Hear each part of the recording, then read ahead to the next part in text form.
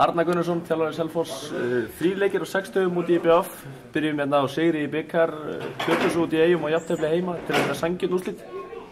Já, við verðum ekki öll úrslit sanngjörn, ég vil ekki segja það en ég veit það samt ekki, við áttum að klára hana leik, Klaufar.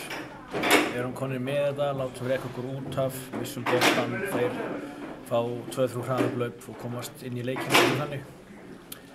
Við hefðum átt að klára þetta, en Klaufar, kannski eitthvað reynsluleysi.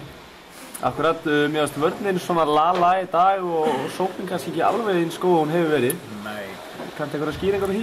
Það er bara mjög erfitt að spila við í IBF. Þeir eru mjög góðir í vörn, spila þessa vörn mjög vel og okkar máttar stólpar í sókn áttu bara slakan leik og það bara megum ekkert við því.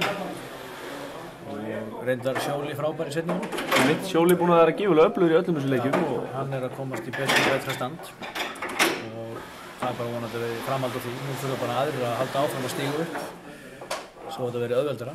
En við hefðum getað tekið stig á laugardag gegn IBF. Mér finnst við hefðum átt að gera það, áttum að taka breyði í dag.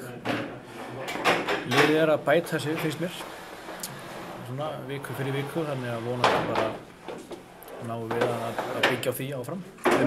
Leikur á móti Víking á föstudaginn úti, þú hlýtur að vera bjartsýnn af með spilamennsku. Já, alltaf bjartsýnn fyrir alla leiki. Það verður mjög erfiður leikur. Alltaf 4. hörkuleikurinn á 9 dögum og það er náttúrulega mikil þreyta í mannskapnum en menn verða bara að koma sér í gegnum það.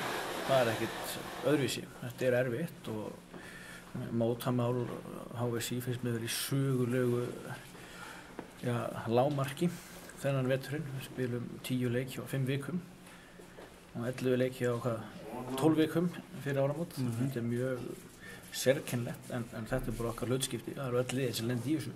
Það er þannig. Arnar Gunnarsson, þakka kærlega fyrir. Já, takk.